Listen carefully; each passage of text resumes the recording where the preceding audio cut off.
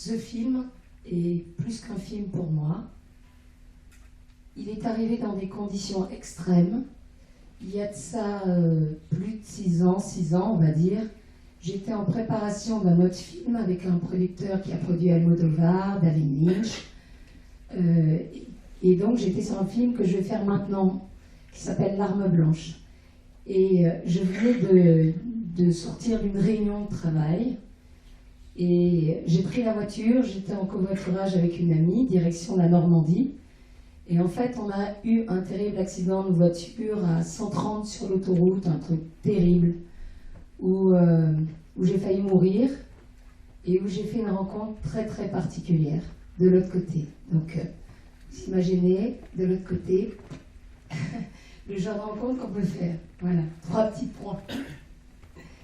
Et je suis revenue de là. Je n'ai plus voulu faire l'autre film, où j'avais qu'à faire la belle, avec le producteur, le distributeur, c'était... Voilà. J'ai écrit La menthe religieuse dans l'urgence. Et le premier jet faisait 200 pages, il était dialogué, il était parfait. Je l'ai écrit en 12 jours. Et ce film, simplement, pose la question du sens de la vie. Qu'est-ce qu'on fout sur Terre ? Est-ce qu'on est là juste pour bouffer, boire, s'éclater au lit ? Ou est-ce que notre vie a un sens ? Et est-ce que ce sens, c'est pas l'amour ? Et du coup, évidemment, ça pose la question de Dieu. Donc je voulais simplement vous présenter, voilà, dans quelle énergie, dans quelle passion ce film a été fait. Alors maintenant, messieurs, dames, si vous avez des tomates, vous serez gentils de les garder dans vos sacs. Voilà, à tout à l'heure. Merci. Merci.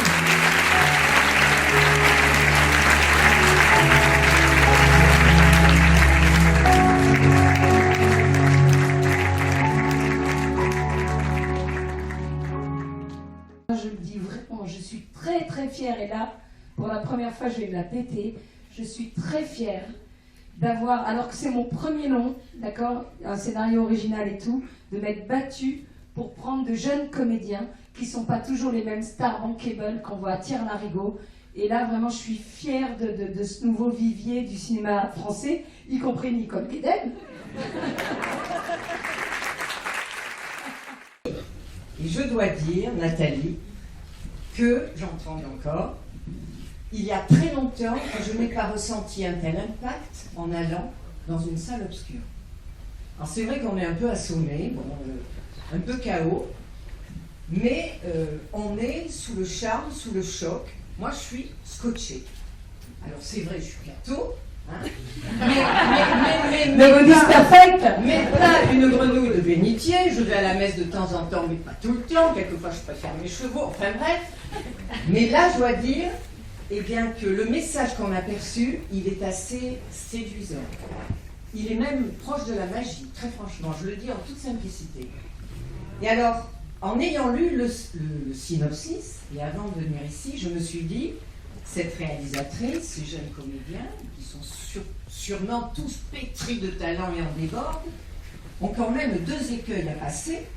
Et il y a 2 choses trappes qui, moi, me faisaient peur en étant le public lambda anonyme. J'avais peur de me retrouver dans un film qui allait tomber dans la niaiserie, je déteste, c'est odieux. Et j'avais peur aussi de me retrouver dans un film où on allait se la jouer genre d'honneur de morale. C'est aussi insupportable. Moi j'ai horreur qu'on me dise fais ceci, fais cela, ce que tu fais c'est pas bien, ce que tu dis c'est bien. Bref. On se retrouve devant une œuvre qui est véritablement une œuvre d'art. Et pour moi une œuvre d'art c'est, je dirais la définition suivante, il faut que ça touche le système neuronal et en même temps que ça touche le cœur. Et je me retrouve devant un film intelligent, sensible, qui reste un exposé magnifique sur une relation humaine-Dieu qui est absolument extraordinaire quand on a la chance de la vivre, même si on la vit mal, j'avoue. Bon. Donc je dois dire, écoutez, à vous tous, bravo. J'ai vraiment passé un moment extraordinaire. Alors la réalisatrice a fait quelque chose de génial, les comédiens sont géniaux, mais je dirais un bravo particulier à la comédienne vedette. Je dois dire, mademoiselle, que vous êtes sublime dans ce rôle. Vous n'êtes jamais tombé dans l'excès, vous n'en avez pas fait trop, vous restez d'un naturel et d'une conviction absolue. Si j'étais pas d'une nature jalouse, je vous dirais, vous auriez fait un très bon avocat. Encore bravo.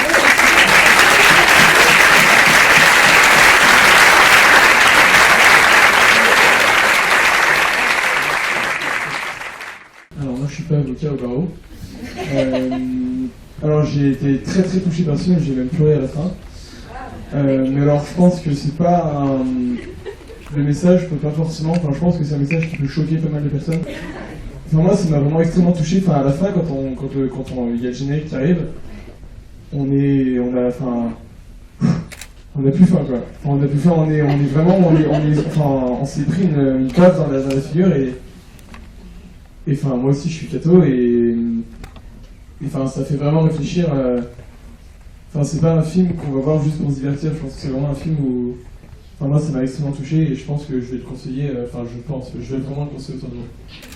Voilà. Donc avec toutes ces avant-premières que je fais dans toute la France, je me rends compte que parfois il y a certaines personnes, notamment des croyants, voilà, qui sont choqués par le côté un petit peu rock'n'roll, un peu réaliste finalement de l'affaire, en disant il y a des gens, il y a une partie des chrétiens, alors que je suis chrétienne, pratiquante et tout, mais enfin bref, mon meilleur ami est musulman, l'autre il est juif, c'est le même Dieu d'amour, d'accord?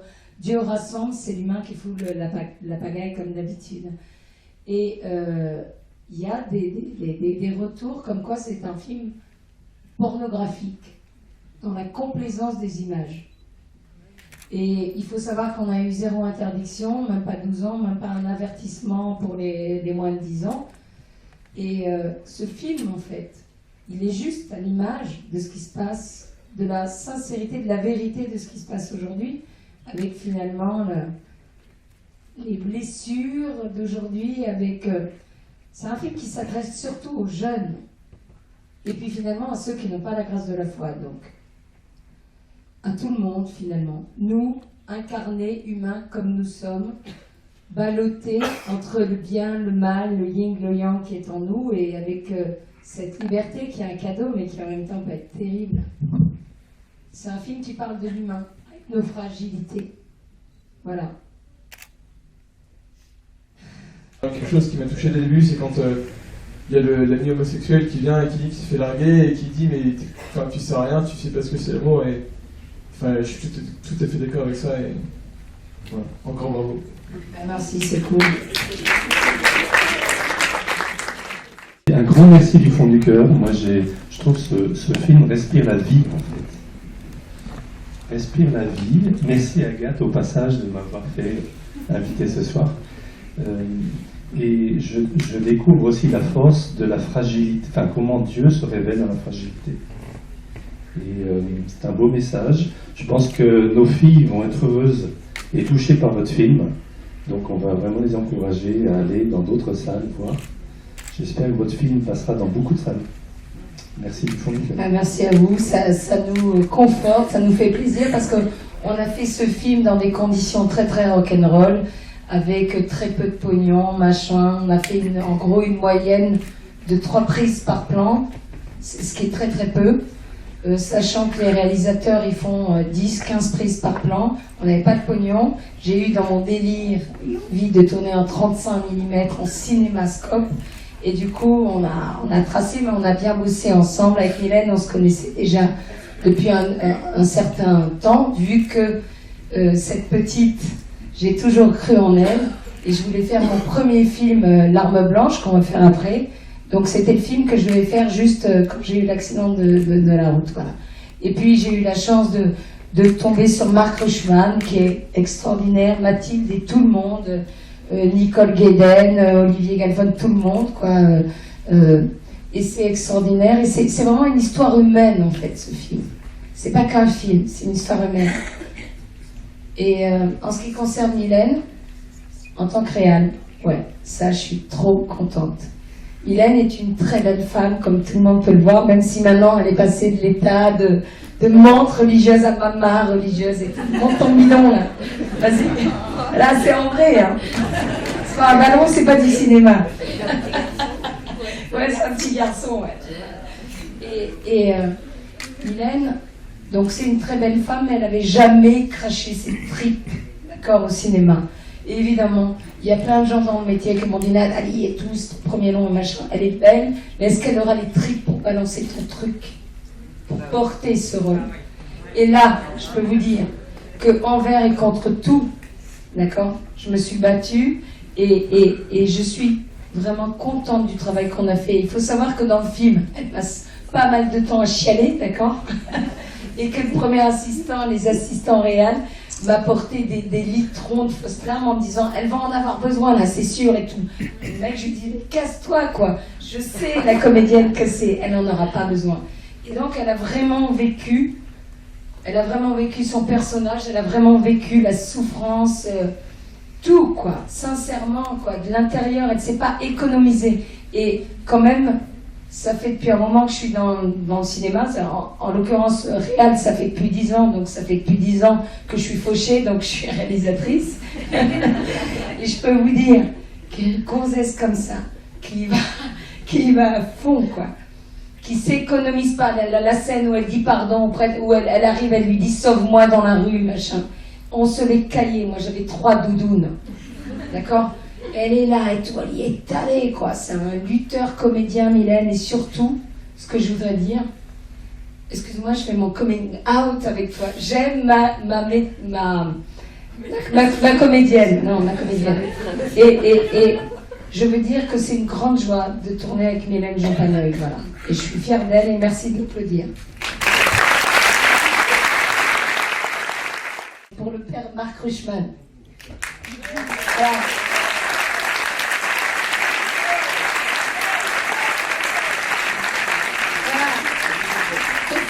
Que Mr. Rushman, en fait c'était Jean-Hugues Anglade qui devait faire le rôle. Et puis, au dernier moment, bon, il l'a pas fait, quoi. Bref, il l'a pas fait parce qu'il a rencontré cet autre monsieur qui est frère Samuel Rouvillois, qui est prêtre, qui est religieux. Et quand il a rencontré frère Samuel Rouvillois, il a compris le rôle, le personnage qu'il devait prendre, camper. Et ça lui a fait peur. Et donc, pourquoi je dis ça? Juste pour une raison. C'est que finalement, et là vraiment je remercie le ciel, les étoiles et tout le monde, d'accord, que tout ça soit passé comme ça. Parce que le seul qui pouvait jouer le rôle, interpréter le rôle du père David, c'est Marc Rushman. Parce que son rôle, en fait, est hyper casse-gueule. Vous vous rendez compte, jouer le rôle d'un prêtre sans tomber dans le truc gnangnan, tout en étant pur, tout en étant frais, tout en étant, voilà quoi, pas gaga, vraiment dans un gars de son époque. Et alors Marc, quand je l'ai rencontré la première fois, on s'est vu dans un café, il est venu, il est à l'époque, donc il ne m'avait pas encore rencontré, donc il n'avait pas sa dépression, il avait encore des cheveux. Non, il sort d'un tournage là, on lui a rasé la gueule, je vous rassure. Et donc, il est venu, ouais, c'est moi, machin, le personnage, il avait vraiment très envie de le faire. Et quand j'ai vu sa belle petite gueule, je me suis dit, il n'a pas la maturité pour interpréter un tel personnage. Il n'a pas assez souffert, machin, le gars, le père David, il faut qu'il soit à l'intérieur, qu'il ait vécu des trucs. Et donc, je ne voulais pas de lui et je lui ai dit, oui, toi, pour mon prochain nom, oui, pas là. Et en fait, du coup, il va faire les deux, quoi. Et en fait, il m'a fasciné, il m'a rappelé, il m'a fait son truc de comédien, quoi. Il était en mode persécution. Et du coup, non, attends, je veux juste dire, je lui ai fait faire les essais et tout, et vraiment, il est extraordinaire. Et ce film, jamais je ne l'aurais fait non plus sans lui. Il est parfait, et je voudrais aussi qu'on l'applaudisse.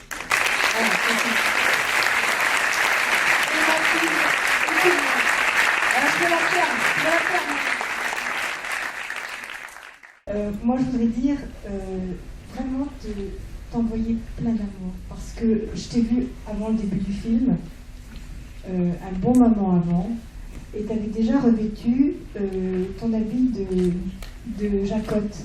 C'est-à-dire que tu étais parti déjà en pèlerinage. Tu avais ton bâton à la main et ton sac à dos. Et tu disais, si tu savais ce que j'ai dans le cœur, on est deux, il y a Jésus et moi maintenant, je pars à la chasse, j'ai besoin d'argent pour être aidé. Et j'ai vu cette toute petite bonne femme là qui vous parle depuis une demi-heure. Je l'ai vue vraiment partir dans tous les sens, téléphoner 1000 fois, revenir à l'attaque et rencontrer des gens qui ont investi vraiment sur ce film, simplement sur l'espérance qu'elle nous donnait. Et ce soir, tu es vraiment, vraiment une magicienne. Et je te remercie parce que tu nous as... Moi, ça fait la 5e fois que je vois le film.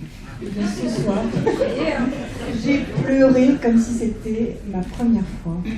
Alors je te remercie beaucoup pour ces émotions. C'est des émotions pures. Et par ce film, tu nous as montré que tu nous respectais aussi, nous les spectateurs. Et tu nous fais grandir également. C'est une vraie aventure humaine. Nathalie, au-delà juste de la réalisatrice et du film et de l'ambition du film qu'on voulait faire, il s'est passé beaucoup de choses sur le tournage. Déjà, elle m'a dirigée comme peu de réalisateurs l'ont fait. Elle était très investie sur ses acteurs, sur l'envie de raconter cette histoire. Et donc elle était proche de nous. Et au-delà de ça, moi j'ai rencontré Frère Samuel. J'avais jamais rencontré de prêtre. Je me suis beaucoup...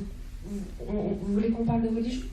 Non, mais je me posais beaucoup de questions. Je suis d'une génération pas athéiste, mais qui est assez matérialiste, qui n'assume pas vraiment ses croyances, alors qu'au fond, je croyais aussi, j'avais ma pudeur et mes croyances, mais c'était très très personnel. Et voilà, il s'est passé beaucoup de choses sur ce tournage. La rencontre de Frère Samuel, à qui j'ai pu poser beaucoup de questions, auxquelles il a pu répondre avec une grande philosophie, une grande maturité, une grande sincérité. Voilà, enfin, il m'a accompagnée. Et d'un point de vue personnel, voilà, c'est le premier film dont je suis vraiment fière et de partager avec le public. Parce que voilà, c'est un premier rôle, on en a rarement offert des aussi jolis. Voilà, puis je l'aime. J'aime l'histoire que Nathalie voulait raconter. Je sais pas. Voilà.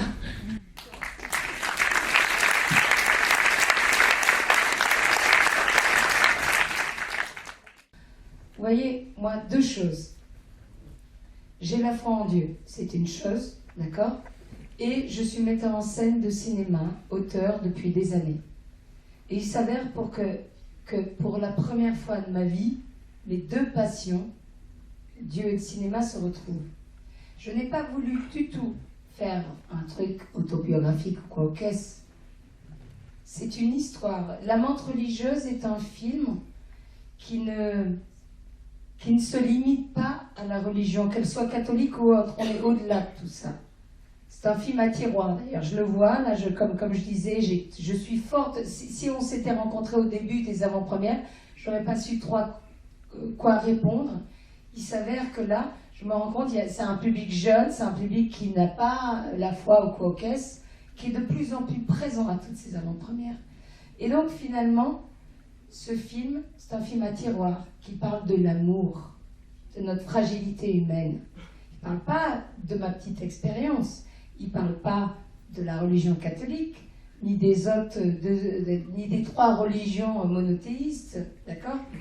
C'est un film qui pose des questions et qui n'a pas la prétention d'apporter des réponses. Donc c'est un film effectivement qui peut déranger. Par rapport à moi, le détonateur de ce film, ça a été cet accident où juste j'ai fait cette rencontre incroyable. Donc là, je suis bonne à enfermer pour tout le monde. Oui, c'est vrai, avec le Christ. Truc de fou. Et j'ai rien à vendre. J'ai rien à vendre, je m'en fous. À la limite de dire ça, ça me crie. Je suis, on est d'accord, dans le cadre... hein, Jean Panogne, on est dans... carrément, on est dans le cadre du pur témoignage. Donc je ne peux pas gommer l'origine, la jeunesse de ce film, qui est cet accident avec la rencontre du cœur de Jésus. Mais par contre, j'ai fait un film porté, je l'ai écrit en 12 jours. Tu te rappelles, la première version, c'était 12 jours, même pas, tu m'as dit c'était moins de 12 jours. Et après, j'ai travaillé, machin, hein, voilà. Et ce film, comme je disais, pose la question du sens de la vie. Il n'est pas pour les cathos, il n'est pas pour les croyants, il est pour tous les hommes qui sont sur Terre et qui sont ballottés dans leur incarnation, dans leur combat, dans leur humanité. Et voilà, et ce film, c'est une histoire d'amour merveilleuse, impossible, et à côté mélo. Mais c'était nullement, c'est une tragédie grecque, la menthe religieuse. C'est une tragédie grecque. C'est pas mon histoire, je voulais pas faire mon histoire. Par contre, encore une fois pour conclure, c'est cet accident qui a été la genèse, la source de tout ça. Avant l'accident, oui, je croyais en Dieu, mais je croyais en Dieu comme je crois au grand amour. C'est-à-dire que comme une femme qui rêve de rencontrer sa moitié, Roméo, voilà, et qui, c'est intellectuel, c'est l'idée, elle est amoureuse de l'idée. Donc je croyais en Dieu, mais j'étais plus dans la théorie, si j'ose dire, de Dieu. Et puis j'ai eu cet accident qui m'a fait passer à autre chose, qui m'a fait rencontrer, qui m'a fait passer à la véritable rencontre, c'est-à-dire physique, amoureuse. Avec Dieu, c'est comme une histoire d'amour. Tiens, ça t'explose la gueule et ça change toute ta vie. Bon, allez. Bah, vas-y, mon cœur. Vas-y, mais non. Vas-y, Mathilde. Tu dis qu'avec Dieu, c'est une histoire d'amour. Est-ce qu'il te fait bien l'amour Alors, t'as appris aussi partie de l'amour. Attends, je vais dire un truc, mon petit loup. D'abord, on fait pas l'amour, c'est l'amour qui nous fait. Toc.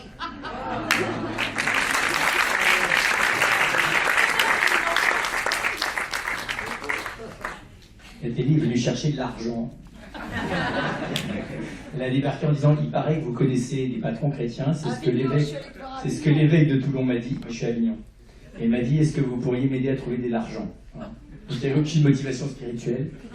Et j'ai commencé par lui dire, écoutez, mademoiselle, je suis pas sûr que les patrons chrétiens vont vous donner des sous. Vu votre scénario, vu que c'est du cinéma, et vu qu'ils sont pas toujours très généreux. Alors depuis, je leur demande pardon régulièrement parce qu'ils ont contribué largement à la production de ce film, donc je m'étais planté. Et puis je lui dis aussi, à mon avis, si vous embarquez dans un projet comme ça, vous allez en baver les ronds de chapeau. Donc moi, j'étais pas très pressé non plus de l'aider. Et en fait, j'ai fini par l'aider et on en a bavé les ronds de chapeau. Voilà. Donc voilà. Alors pourquoi j'ai accepté? Parce que le cinéma me passionne depuis que je suis tout petit. J'ai laissé une vocation de metteur en scène pour devenir religieux. Et donc j'étais ravi parce que j'ai vu sur place, sur le tournage, le métier que j'aurais aimé faire. Et je lui ai dit, la prochaine fois, tu peux m'embaucher comme premier assistant. Je pense que j'arriverai à peu près à faire. Il a une carrière Voilà. avec moi. Et donc, voilà. Et puis l'autre chose, c'est qu'elle m'a demandé de l'aider à dialoguer avec chacun des comédiens qui avaient à mettre en scène quelque chose de la foi. Et c'est vrai que ça a été très impressionnant pour moi, au-delà de répondre à leurs questions, de voir comment est-ce qu'ils entraient avec ce qu'il y avait à l'intérieur d'eux-mêmes dans leur rôle. Voilà, moi, j'étais très touché de ça. Alors qu'en fait, il y a plein de choses à l'intérieur de nous et qu'il y a des richesses incroyables. Et moi, je les ai vus aller chercher des choses dedans eux, qu'on voit là sur l'écran. Ils s'en sont peut-être pas toujours compte quand ils ont tourné, mais quand on les voit surtout en grand, ça m'a frappé quand vraiment l'image supporte très très bien. C'est aussi le signe d'un film qui a une grande qualité, c'est que l'image supporte très bien son agrandissement et qu'il passe des choses à travers eux. Voilà. Je trouve que c'est assez fort d'arriver à laisser passer des choses qui relèvent normalement de la foi, en allant chercher à l'intérieur de son cœur, en essayant de comprendre ce qui se passerait dans quelqu'un comme ça.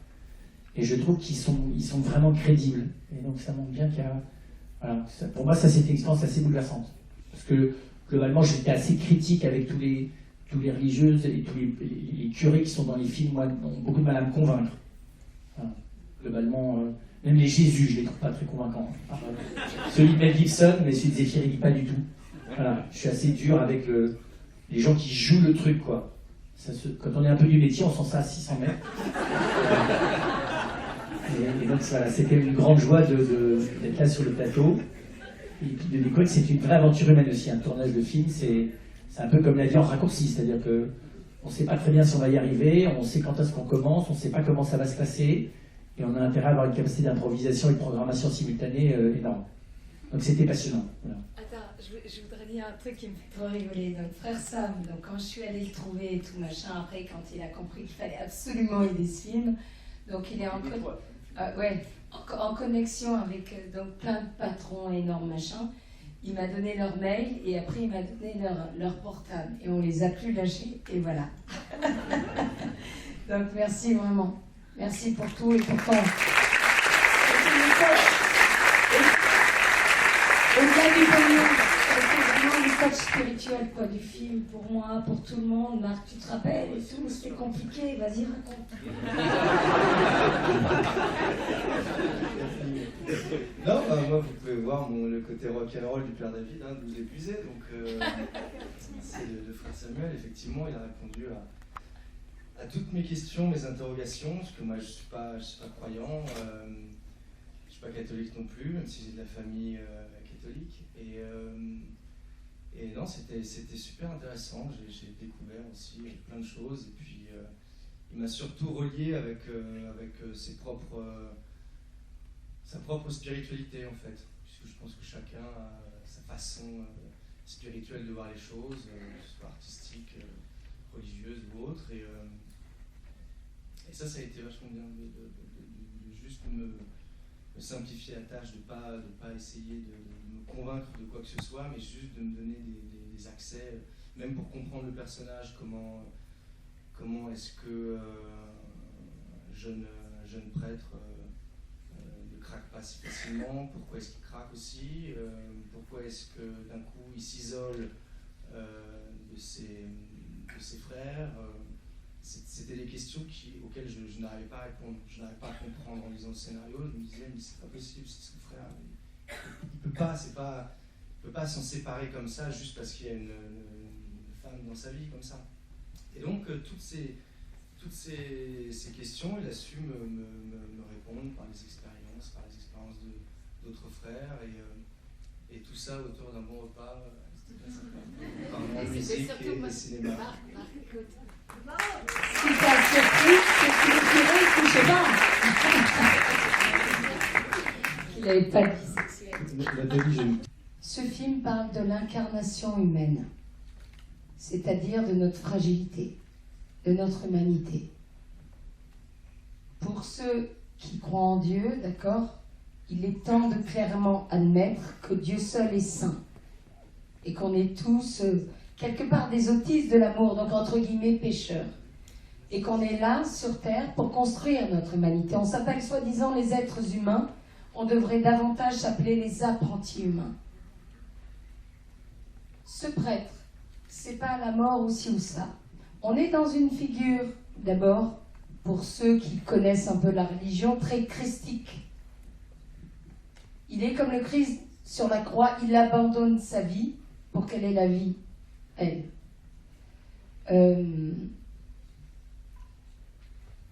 Il est humain, il lutte, il est en combat, comme nous tous. Il faut arrêter de croire que les prêtres, les religieux, les religieuses, machin, c'est des robots aseptisés, c'est pas vrai. Et ce qui est merveilleux, c'est que justement, ils sont comme nous, faits de chair et de sang, ils ont des envies, des combats, mais par amour pour leur Dieu invisible, ils y vont à fond, quoi.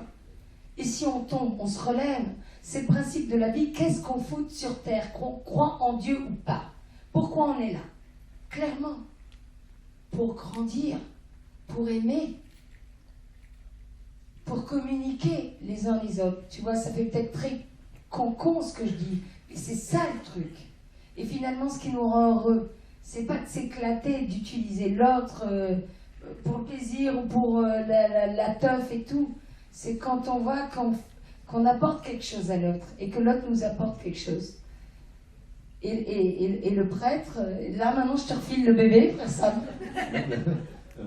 On a une dernière question parce que vous étiez Attends, j'en ai une 15 secondes. Je pense qu'il y a une vraie question. C'est vrai que c'est très difficile de savoir jusqu'où sont ses motivations.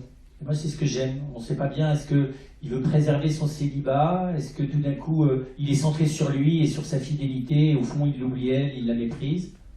Est-ce qu'il l'aime vraiment? Jusqu'où est-ce qu'il aime? Je ne suis pas sûr qu'il y ait des réponses, mais c'est ce que j'aime bien là-dedans.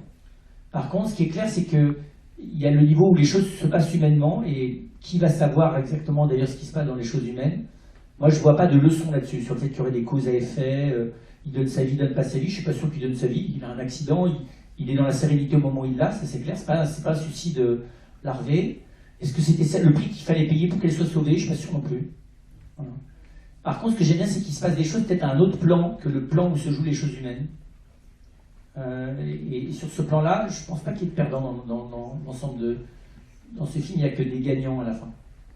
Alors, il y avait un perdant, et puis dans la première version, hein, c'était l'ami du père David.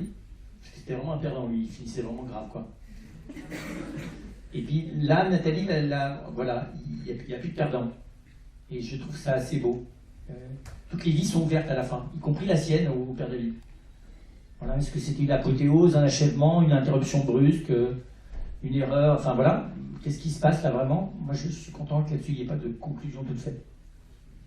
Il y a quand même un acteur qu'on n'a jamais cité dans le film, mais je pense que le dernier, à la fin, si tu veux, c'est un cri de Dieu, moi, que j'entends. C'est un cri de Dieu, mais énorme, mais prodigieux. Moi, ça me frappe à chaque fois, c'est-à-dire que voilà, il faut attendre les dernières minutes du film pour entendre ce cri de Dieu. Et il dit, mais quand est-ce que vous comprendrez à la fin que je vous aime? En gros, c'est à peu près ça.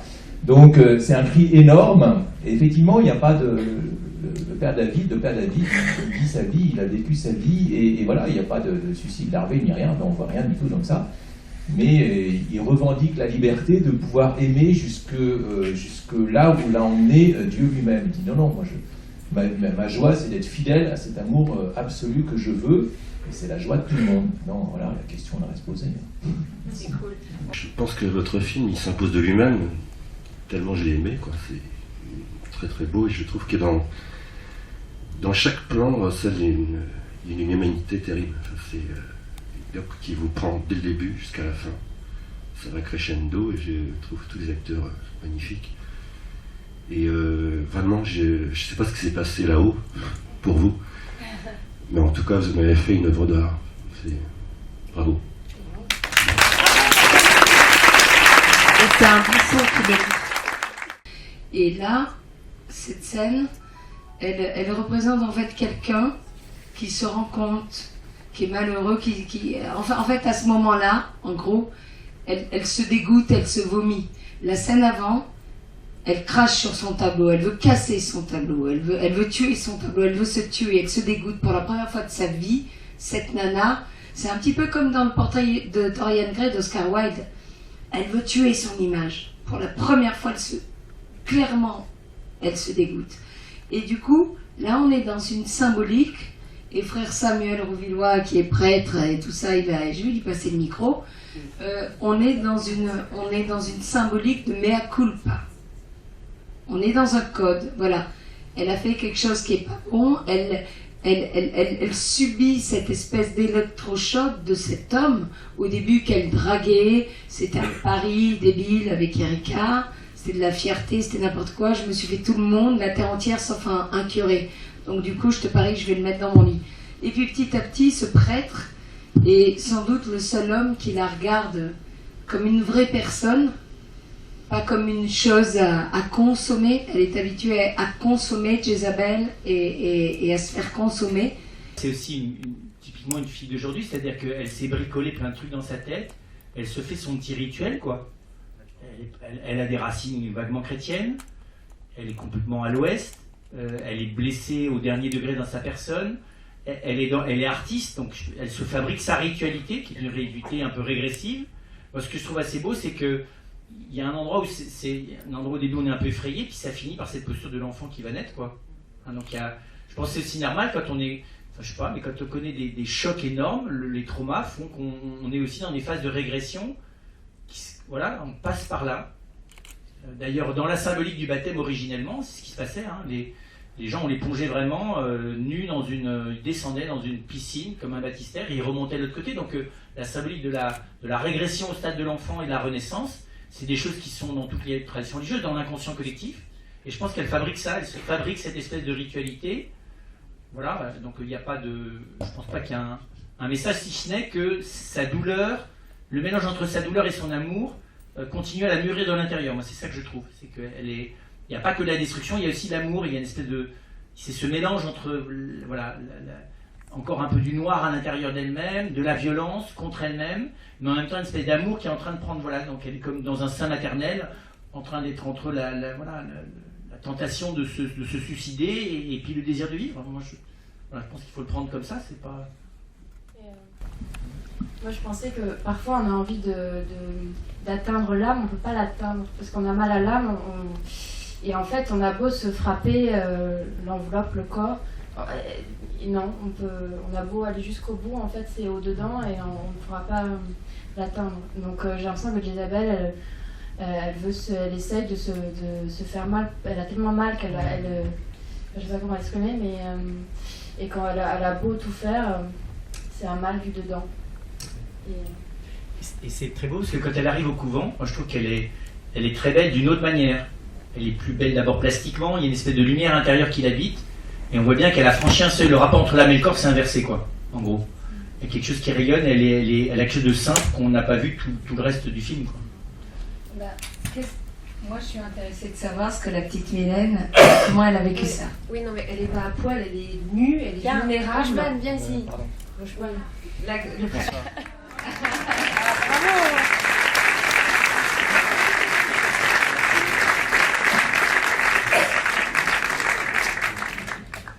Oui, elle n'est pas à poil pour moi, elle est vraiment nue, elle est vulnérable, elle est dans la culpabilité et c'est un processus qui va l'amener justement vers la rédemption sûrement. Et elle est encore entre la vie et la mort, c'est-à-dire elle ne sait pas ce qu'elle va choisir finalement. Et comme disait Mathilde, elle a tellement mal, c'est physique, qu'elle en a, pour calmer cette douleur et ce qui est irréparable, voilà, la mutilation et le processus logique avant de choisir la vie. Voilà, c'est comme ça que j'ai abordé cette scène. Voilà, sans super, super, bravo. La montre religieuse n'a rien à voir avec ma vie. Je partage des choses avec Jezabel, comme je partage des choses avec le Père David, et comme nous tous, non? Ça veut dire quoi? La partie de lumière, de yin et de yang, on a tout ça. Après, on se débat dans notre propre humanité. Voilà, le libre arbitre, machin. Donc j'ai des deux, mais comme tout le monde, comme tout le monde. Par contre, par exemple, je vais pas vous dire ce que j'ai fait. Je vais vous dire ce que j'ai pas fait. J'ai jamais dragué un curé. Ça vous va, gentes dames? Ça n'a jamais été un film autobiographique. Il est vrai que j'ai eu cette expérience folle que certains qualifient de vie après la mort, dans un terrible accident de voiture à 130 sur l'autoroute, un truc gore terrible. Mais j'ai été amenée à écrire ce scénario dans l'urgence, sans l'avoir prévu du tout. Mylène, on se connaissait déjà à l'époque, elle est témoin, je l'ai écrit en 12 jours. Le premier jet faisait juste 200 pages, c'était dialogué, machin. Et après, j'ai fait mon travail de professionnel, je suis passée à 98 pages au bout d'un an, quoi, en gros. Et donc, ça n'est pas autobiographique, mais c'est vrai que l'impulsion a été cette expérience dingue. Mais quelque part, finalement, si on regarde bien, on sait tous que la mort existe, que la maladie existe. Mais on partage une espèce d'inconscient, je dirais même de névrose universelle, qu'on a l'impression que, ok, on sait que la mort existe, la maladie aussi, mais on a l'impression que c'est toujours pour le voisin. Jusqu'au jour où ça nous tombe dessus. Et quand tu manques vraiment crever, c'est l'expérience la plus intense. C'est-à-dire que tous les sauts à l'élastique de la terre, tout ce que tu veux, je veux dire, c'est peanuts. Et du coup, ça te ressente sur l'essentiel. Qu'est-ce que j'aime vraiment? Qu'est-ce que j'ai envie de faire? Et c'est comme ça qu'est née la montre religieuse. Et ce film, il n'est pas religieux, il faut surtout pas l'enfermer dans la religion ou chez les cathos, tout ça. C'est un film, les gens, je vois, comme je disais, je termine une trentaine d'avant-premières dans toute la France où ça a été blindé alors qu'on n'a même pas de presse ni rien. C'est vraiment le bouche à oreille, c'est le truc qui touche les gens. Et d'ailleurs, je vous remercie tous parce que c'est grâce à vous qu'on est tous là. Et c'est ça, quoi, je veux dire, on est dans un film tiroir, on n'est pas dans un film catho pour des cathos, c'est même au-delà de la religion. Et d'ailleurs, il y a des musulmans, il y a des juifs qui m'ont aidé pour faire ce film, pour le financer, pour tout ça, jusqu'à la fin. Et on est dans un film qui pose juste la question, comme je disais, du sens de la vie, voilà. Et par exemple, je crois que c'était à Nîmes ou à Mulhouse, je sais pas, il y a pas très longtemps, il y a une semaine, il y a un monsieur qui a un homme marié, voilà, père de famille, qui m'a dit, voilà, moi je crois absolument pas en Dieu. Absolument pas. Par contre, je me suis retrouvée à travers le personnage de Marc, du père David, parce que j'ai des soucis de couple avec mon épouse. Et je suis devant un choix, une responsabilité de mon engagement. Donc c'est exactement comme le curé avec son Dieu, sauf que lui, c'était avec sa femme. Et ça, c'est hyper intéressant. C'est que ce film, il est au-delà de la religion et il est au-delà de tout ça. C'est un film qui parle d'amour. C'est un film qui parle de notre fragilité humaine, de notre incarnation. Qu'on croit en Dieu ou pas, on sent tous, quand on fait un truc pas simple, un truc de diabloté, on sent on n'est pas bien. D'accord? Pas besoin de croire en Dieu pour sentir ça. Et quand on fait un truc de positif, on est comme des gamins contents à gaga. Donc il y a quelque part une vérité inconsciente qui est là. Et donc, ce film, il parle de ça, de l'humain, le bien, le mal, de nous, le sens de la vie, d'une histoire d'amour incroyable, impossible, avec un côté un peu mélo, que j'adore, entre les deux, là. La femme enceinte et le gars au crâne rasé. Voilà, quoi. Mais ça n'est absolument pas autobiographique. Il y a un peu de toi. Je suis pas allée chercher loin pour m'inspirer du personnage. Non, il y a des fois au début quand même. Hein. Ah ouais, non, mais pourquoi, chérie? Pourquoi il y a un peu de moi? Dis pourquoi il y a un peu de moi. Non, mais il y a un peu de, il y a un peu de toi dans l'excès, quoi, dans une forme de folie, Je pense qu'ils ont compris que j'étais dingo, là, mon cœur. Non, mais quand même, c'est important. Ouais, c'est vrai. Il y a quelque chose de, il y a beaucoup de toi dans le personnage. Oui, mais qu'est-ce qu'il y a de moi dans le personnage? C'est pas les actes, ce qu'elle a fait ou ce qu'elle n'a pas fait. Alors là, c'est vrai, t'as raison, mon cœur. Ce qu'il y a de moi dans le personnage, c'est ce côté intempérant, hybride absolu, jusqu'au boutiste. C'est-à-dire que, voilà, en plus, rien m'aide à la base. Hein. Je suis italienne, marseillaise, bélier, femme artiste. Donc, excusez-moi d'être un peu passionnée et intempérante. Mais oui, mais de toutes les manières, quelque part, en ça c'est vrai, Mylène a raison.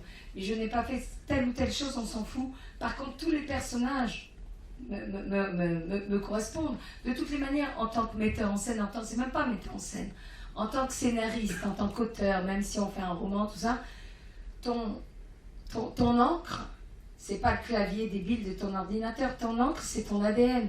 Je veux dire, le mec, mais c'est pas obligé de vivre les choses pour les passer, les véhiculer. En gros, le mec qui a fait le silence des agneaux, il n'a pas tué 20 000 personnes, il les a pas bouffés, quoi. Mais ça veut dire qu'il y a cette espèce de case. Les artistes, tous les humains, on est fait avec des cases pour moi. Et on tourne autour de 3 cases qui sont l'amour, la convoitise, le machin. Un artiste, il a toutes les cases, y compris la folie, y compris plein de trucs pas simples. Et vous, en tant que comédien, au moment donné, pour un rôle, cinéma, théâtre, vous rallumez ces cases. Ben moi, c'est pareil en tant qu'auteur. C'est-à-dire que j'ai puisé dans mon cœur, dans mon ADN. Donc, c'est vrai que Jézabel me correspond à fond. Par contre, j'ai absolument pas fait ce qu'elle a fait. J'ai fait des choses qu'elle a pu faire et que Père David a fait. Je suis un mélange des deux et je l'assume complètement, mais comme nous tous, quoi. L'ombre et la lumière, basta. Je dirais, s'il n'y a qu'un seul saint, c'est Dieu. Nous, on est juste humains et on est ballottés dans notre incarnation et dans notre libre arbitre. C'est pour ça qu'il faut avoir l'humilité et pas juger. Oui, moi je voulais juste vous dire que j'ai été profondément touchée par le personnage de Jézabel parce que, en fait, j'ai 2 points communs avec Jézabel. Je fais partie d'une belle famille aristocratique et j'ai un handicap. Donc c'était pas gagné d'avance pour moi aussi. Et toutes les questions de Jézabel prouvent que la foi n'est pas un long fleuve tranquille, entre guillemets, mais quand on est accompagné, et pour ça le père Marc la lâche pas d'une semelle, malgré un peu les dérives, si je puis dire, on peut arriver à de belles choses. Et la plus belle chose, c'est qu'elle rentre au Carmel. Alors rien n'est perdu dans la vie et la vie est belle.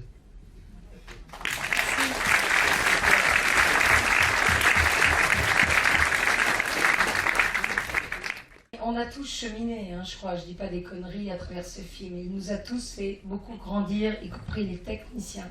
C'est une aventure humaine, je dirais, avant d'être un film. Quant à moi, j'étais déjà barrée, la tête dans l'amour de Dieu avant, donc ça m'a pas calmé de faire un tel film, c'est clair.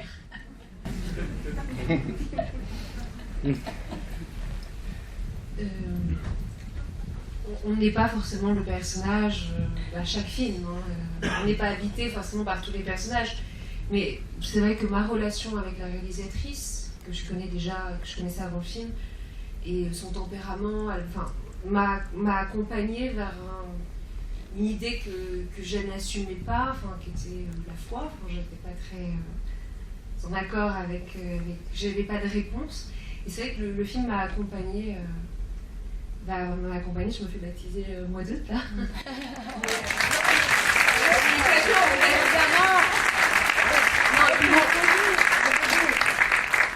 Bon, cet enfant aussi. Voilà.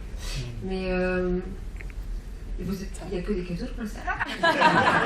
Lève la main, demande-leur de lever la main, ceux qui sont catholiques. Qui est catholique? Allez, assumez. Tu vois. Donc c'est bien, on existe. Youpi. Avant le film, j'étais pas convaincue. J'assume pas, en tout cas, c'est ce que je pense. Et ça me gênait en fait de parler de tout ça. Et aujourd'hui, j'ai un sentiment de m'assumer davantage. Et pardon? De tout quoi? De tout ça, de religion. De religion, de foi. De foi. Voilà. Bravo. Non? Ouais, bravo.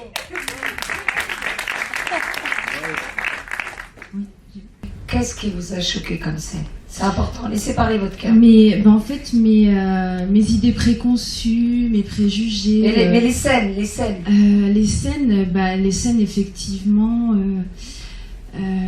du prêtre qui éventuellement pourrait succomber à embrasser cette femme, à brûler de ce désir en fait d'y goûter. Où on pourrait se dire que non, il a toutes les forces pour résister, puisque accompagné par sa foi. Et du coup, j'ai trouvé ça en même temps beaucoup plus viscéral quand il vit son drame à lui, qui a été craqué quelque part. Et j'ai trouvé ça tellement humain, tellement touchant, et je trouve que ça m'a fait péter un peu une petite case. Et ça, j'aime. Voilà, merci. Merci à vous. Alors moi, justement, par rapport au prêtre, parce que, merci mademoiselle, c'est une question qui revient souvent dans les débats, d'accord? Le prêtre, par exemple, il y a une dame, il n'y a pas très longtemps, c'était à Versailles. C'était plein à craquer, machin, pourquoi vous rigolez? Il y a une mauvaise réputation sur Versailles, quoi. C'était à Versailles, d'accord? C'était blindé et tout, les gens étaient même assis par terre, machin. Toujours pareil sur le buzz, sur la bouche à oreille. Et donc, à un moment donné, il y avait Frère Sam, Frère Sam, tu te rappelles? Il y a une bonne femme, donc je dis pas des conneries, il est là, c'est mon témoin, je vais lui donner le micro après. Il y a une dame, très tranquillement, qui m'est rentrée dedans, en disant, mais pas qu'à Versailles d'ailleurs, en gros c'est un peu les questions qui reviennent, et tant mieux, c'est pour ça que je veux pas glisser dessus. Mais comment se fait-il, votre film il est blasphématoire. Comment se fait-il que ce prêtre, d'un coup il pêche, il tombe, c'est scandaleux. Et donc, déjà, j'ai répondu, d'abord, il ne tombe pas. Parce que qu'est-ce qu'il fait en gros le prêtre? J'ai filmé en tant que metteur en scène ça de manière exprès, genre borderline, sulfureuse et tout, mais en vrai, qu'est-ce qui se passe? Il lui roule des patins et il lui touche un sein à un moment donné. Donc il ne tombe pas, d'accord? Il ne tombe pas. Par contre, il trébuche. C'est vrai. Il se fout de ma gueule, mes comédiens. Mais n'empêche qu'il ne tombe pas, il trébuche. Mais le fait qu'il trébuche, ça lui permet de se relever et de, quelque part, réactualiser son engagement, sa responsabilité d'homme de Dieu. Parce que, franchement, alors, Je sais pas, messieurs, vous avez peut-être vos épouses dans la salle à côté de vous, mais franchement, quel mec aurait une bombasse comme Jean Panoy, Jezabel, d'accord, assise en califourchon sur lui, quel mec la repousserait en disant « Casse-toi, je veux plus te revoir jamais ». Sérieux, quoi. Donc, le prêtre en question, ça fait de lui, le fait qu'il trébuche, ça fait de lui quoi? Un héros, limite un saint, quoi. Il se relève tout de suite, il dit « Je veux plus te revoir jamais ». Donc ça, pourquoi cette scène? Et les gens qui vont dire « Oula, on le voit, il lui met la langue, il y a la bave, il y a la salive et tout ». Pour montrer finalement, qu'il tombe, qu'il craque et que finalement, ce qu'on vit avec lui, rien n'est complaisant dans ce film, il n'y a rien de gratuit. Il tombe, il trébuche, d'accord, et ça lui permet de se relever. Et ensuite, il va juste s'exploser la tête contre les murs. Si j'avais juste fait par un petit clin d'œil et tout, tu me plais, et qu'après on le voit s'exploser la gueule, c'était quoi l'histoire? Et puis c'était pas le même film, mais c'est un film incarné, passionné. Ok? Donc moi je vais vous dire aujourd'hui, les plus grands fans de ce film, puisqu'on est dans un public qui est plus ou moins sensible au sujet, les plus grands fans de ce film aujourd'hui, ce sont des prêtres et des religieuses que je connais d'Idavid, Adam, qui viennent me trouver après et qui me disent « Merci Nathalie pour ton film. Grâce à ton film, on va comprendre qu'on n'est pas des robots aseptisés, inodores, machin, sans saveur, qu'on a des combats, qu'on a des désirs, mais par amour pour Dieu et pour les hommes qu'on aime et qu'on porte par nos prières. On fait des efforts. N'oublions pas, encore une fois, et ça je parle aux cathos qui sont là et des croyants en général, c'est juste Dieu est amour, Dieu seul et saint, on est tous des autistes de l'amour, ça veut dire on est tous des pécheurs. Arrêtons de nous la péter, soi-disant parce qu'on croit en Dieu, merde. D'accord? Merci. Il y a une autre scène qui parfois qui déstabilise le public. D'accord? L'autre scène, les meufs, les louves. Yes, c'est votre scène à vous deux. On me dit, oula, c'est un film pornographique, c'est impossible, machin là. D'abord. Votre mari est à côté? Très bien. Il est heureux dans sa vie, super. Tu vois, les cathos, ils savent s'éclater au pied, tu vois. Je rigole. Merci. Mais effectivement, ce film n'a même pas eu une interdiction de 12 ans, même pas un avertissement. Vous savez, on met un avertissement sur les affiches déconseillé au moins de 10 ans. Bon. Mais même au-delà de ça, je veux dire, la scène entre ces deux gonzesses, comme le film, l'esprit du film, il y a une espèce de violence psychologique, il y a une violence un peu physique, mais parce que notre société est violente. Ce film ne s'adresse pas à nous, les petits cathos que nous sommes, mais aux jeunes, en perte d'identité, qui mènent une sexualité désordonnée, qui sont dans la cave, dans l'alcool, dans tout ça, et ceux qui n'ont pas la grâce de la foi. Donc quelque part, on n'est pas le bon plus biblique. Donc ils ont besoin de trucs vrais. Ils n'ont pas besoin qu'on leur joue les bisounours débiles. Sinon, on n'est pas cohérent, ils ne rentrent pas dedans. Et même frère Sam m'a dit au début, tu te rappelles quand tu as lu le scénario et tout, vite, il faut que tu sortes ce film rapidement parce qu'après tu seras dépassé, il s'en passe tellement plein, en vrai. Et c'est ce qu'a dit, plein de curés, voilà.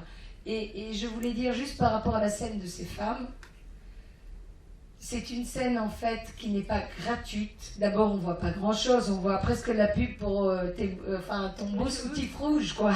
Voilà. En réalité, on voit rien. Elles s'embrassent et tout. Il y a un côté, oui, c'est vrai, félin, féline, fêlé. Ok?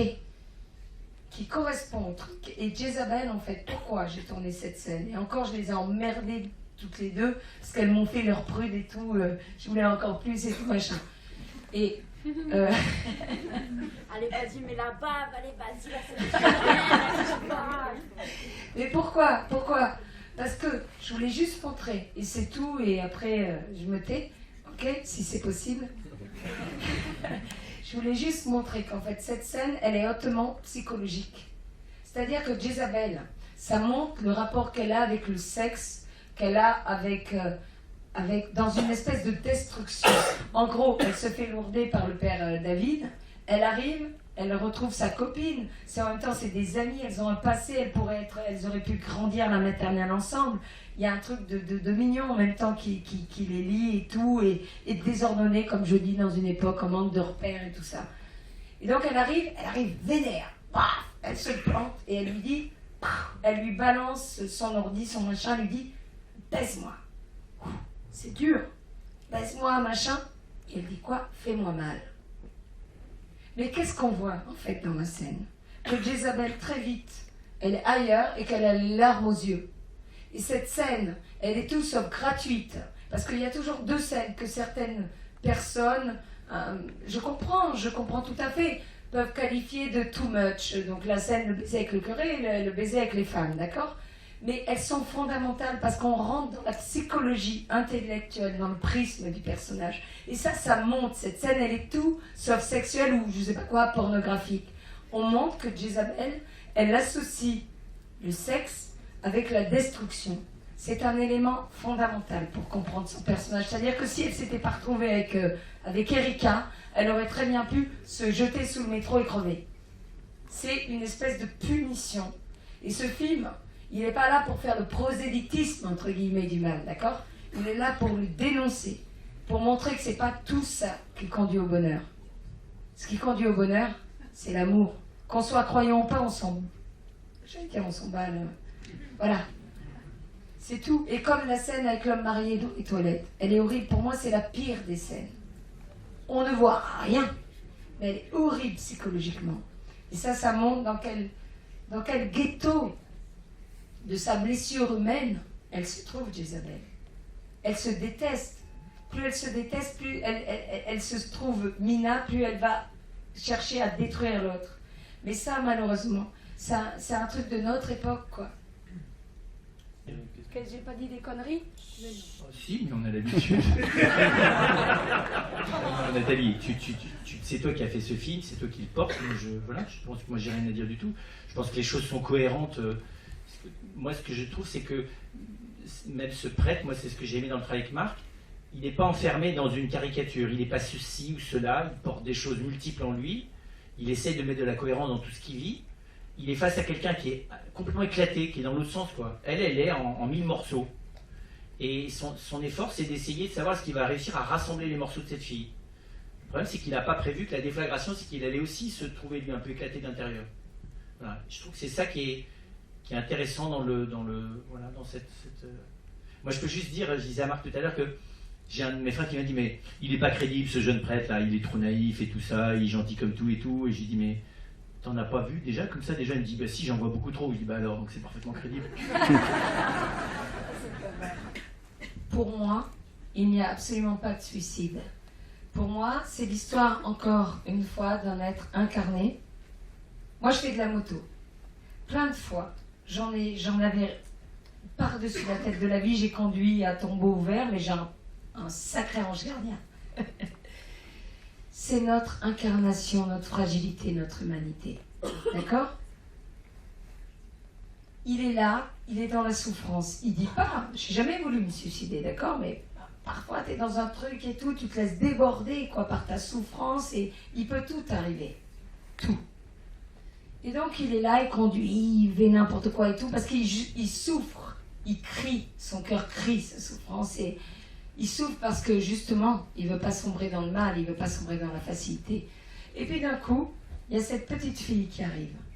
Alors là, je vais vous poser la question à vous, d'accord? Est-ce qu'on se rend compte, parce que sinon ça veut dire que juste mon film, je l'ai raté.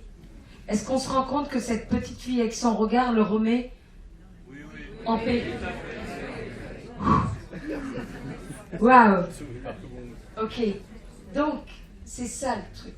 Il est là dans ce truc, comme tu disais, un peu machin, destroy, mais pas suicidaire, mais sauf que, voilà, il fait des trucs un peu borderline. Et il y a cette petite fille qui est là comme une espèce de déclic, de détonateur, elle le remet en place comme un petit ange, en fait. Et tu vois, je crois qu'on le voit, non? D'un coup, il se met à sourire, franchement. Et il repart plus tranquille. Et là, d'un coup, il a la faucheuse, quoi. Donc pour moi, il n'est pas du tout question de suicide. Pas du tout. Il est encore une fois question, comme dans tout le film, de fragilité, d'incarnation d'humanité. Tout est possible, de toutes les manières. La mort du prêtre, c'est comme une espèce de détonateur de traitement de choc, d'électrochoc en fait. Jézabel, avec sa personnalité barrée, folle, jusqu'au boutiste, passionnée, elle avait besoin de ça. Pour se réveiller, quoi. Comme genre t'es dans le coma et tu te prends une claque dans la gueule et tu te réveilles. Non, elle avait besoin d'un choc. Sa mort, elle n'est pas là par hasard. On est dans une symbolique chrétienne, d'accord? Le Christ en croix, il donne sa vie pour qu'on ait la vie éternelle. Il faut que le grain de blé tombe en terre et meure pour porter du fruit. On est dans un truc comme ça. Et donc, il lui fallait ça pour qu'elle se réveille. Par sa mort, il lui donne la vie quelque part. Voilà. L'œuvre d'art, pour moi, ça ne s'explique pas. Donc, c'est très simple. Le but, c'est qu'il y ait 1000 entrées, que chacun ressorte de là. Je dirais, pour moi, le bénéfice de ce film, c'est que ça travaille tous ceux qui l'ont vu. Voilà. Il y en a qui vont le revoir. Il y en a qui ne l'ont pas aimé, mais ils sont travaillés par lui, ils ne l'oublient pas. Il y en a qui l'ont beaucoup aimé. C'est ça, je pense, c'est ça l'intérêt d'une œuvre. Et je n'ai pas vu jusque-là, aussi bien ceux qui n'ont pas aimé le film que ceux qui l'ont aimé, je n'ai pas vu quelqu'un auquel ça fasse du mal, vous voyez, que ça ne mette pas en chantier de manière intéressante. Voilà. Moi, j'aime bien que dans ce film, il y ait des interprétations possibles. Les choses dans lesquelles, de toute façon, c'est nickel chrome, vous avez tout compris, ben vous allez voir La mort dans la peau, c'est nickel du début jusqu'à la fin, il n'y a rien qui vous échappe. Voilà, c'est absolument passionnant, et vous sortez de là, vous avez 2 neurones 2,5 dans la tête, vous vous sentez bien, mais il ne faut pas vous demander ce que ça vous a fait autrement que de vous agiter les neurones.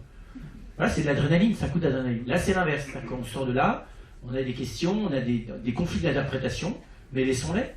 Il y a plein de films dans lesquels, à la fin, on ne sait pas, à la fin du sacrifice de Tarkovsky, vous m'expliquerez si vous comprenez quelque chose, vous. C'est bien aussi parfois de parler. Voilà, et je trouve ça génial. La fin du sacrifice de Tarkovsky, ça peut donner lieu à 50 interprétations. Je pense qu'elles sont toutes bonnes. Ce prêtre, il est traversé, et c'est ce que j'ai bien aimé, c'est que la seule qui est un peu caricaturale, parce qu'elle on voit pas très bien où est-ce qu'il y a un angle de souplesse, c'est Madame Marguerite, mais elle n'a pas beaucoup d'angle de rédemption possible. Hein. Oui, elle fait partie, tout à fait. Mais elle fait plus partie du décor que des personnes humaines, on va dire. Elle est un peu dure quand même. Hein. Attends, Madame Marguerite, et puis c'est la dernière, d'accord? Promis. Madame Marguerite, qu'est-ce qui se passe? D'accord? Il y a plein de Madame Marguerite dans l'église. Il y a plein de curés que je connaissais, David Adam, qui sont venus me trouver à la fin des avant-premières en me disant merci Nathalie pour le personnage de Madame Marguerite. Grâce à toi, on règle nos comptes. On en a toutes une. D'accord? Ça, c'est authentique, tu le sais toi-même. C'est leur fantasme à eux. Bon, bref. Et pourquoi? Madame, ce qui est merveilleux dans l'église, dans Dieu, c'est que c'est le seul qui rassemble des gens qui n'ont rien à voir. Des jeunes, des vieux, des Madame Marguerite qui sont dans le jugement des Jézabel. Et les Jézabel ont peur des Madame Marguerite et les Madame Marguerite ont peur des Jézabel. Et ça, c'est juste merveilleux. Ce Dieu d'amour qui rassemble tout le monde de tous les horizons, les univers, les âges, tout ce qu'on veut, les catégories sociales ou quoi au caisse. C'est merveilleux.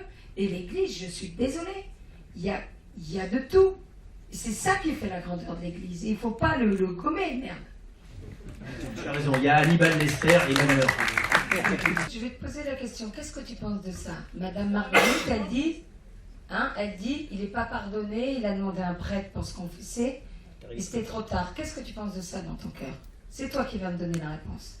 Bah justement, je pense que c'est... Oui, c'est juste Dieu qui va juger. Il y a...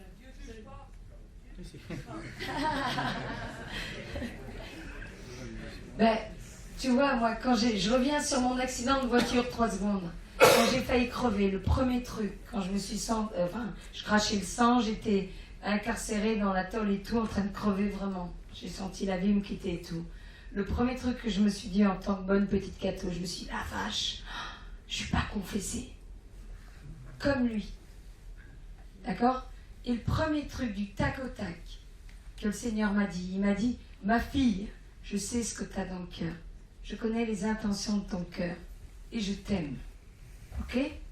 Donc, si on pense que Dieu est une espèce de père fouettard qui attend qu'on ne soit pas confessé pour nous faire un croche-pied, ça craint. Il est amour. Tu crois que quoi? T'es pas confessé parce que t'as pas eu le rituel? C'est pas ça l'idée, c'était est-ce que oui, il est jugé, enfin l'idée c'est oui, il sera jugé que par Dieu. Mais on est tous, alors comme a dit quelqu'un là-bas et tout, Dieu ne juge pas. Il est pardon, il est miséricorde. Mais en même temps, son jugement, si, c'est vrai qu'il juge, mais son jugement n'a rien à voir avec le nôtre. Nous, on juge d'après les apparences. Lui, il est au plus profond de notre intimité, plus que nous-mêmes. Nous-mêmes, on croit se connaître, on se manipule. Dieu, il nous regarde. Le jugement de Dieu est plus un regard sur nous bienveillant. C'est tout. On parlait tout à l'heure de pourquoi le père devait mourir. Moi, de ma vision de catho pratiquant, je trouve que c'est une belle image de résurrection. C'est que c'est un peu, il a offert sa vie parce qu'il est rentré dans la relation avec Jézabel. Il s'est donné, il a donné de son être. Il est rentré dans une relation vraie avec elle. Donc c'est pour ça qu'il a perdu beaucoup de lui aussi.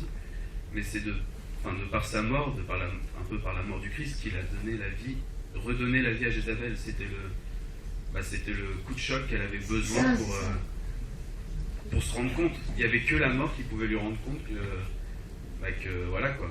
Elle avait du prix à ses yeux et donc du prix aux yeux de Dieu. L'urgence, c'est déjà en tant que tout simplement en tant qu'auteur.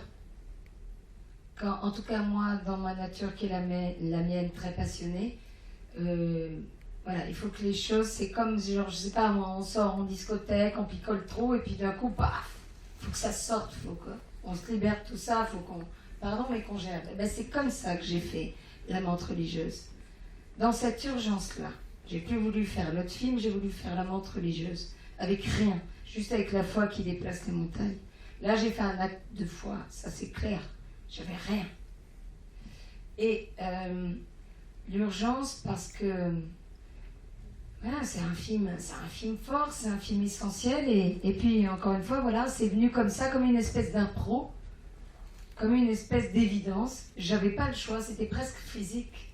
Je n'avais pas le choix de faire autre chose. C'est pour ça que ce film il est fort, c'est pour ça qu'il peut déranger.